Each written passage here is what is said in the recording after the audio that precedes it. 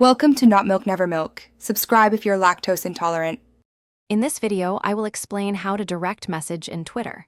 First, understand that direct messages, or DM, are private conversations between users. You can send a DM to a single person or create a group chat with multiple people.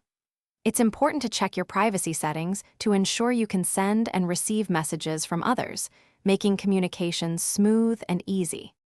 To start a new direct message, begin by tapping the envelope icon located at the bottom of your screen.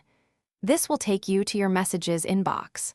Next, select the new message icon, which usually looks like a square with a pen.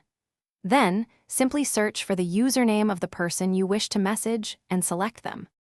Once you've selected your recipient, a chat window will open. Type your message into the text box at the bottom of the screen. You can also enhance your message by adding photos, videos, or GIF using the respective icons. When you're ready, simply tap the send button, typically an arrow icon, to deliver your private message instantly. You can also create group direct messages, allowing you to chat with up to 100 participants simultaneously. To do this, simply add multiple recipients when starting a new message. Remember to manage your group settings and add new members as needed. For more great tips and resources, including a book that can truly change how you think about money, check the description below for links and other deals.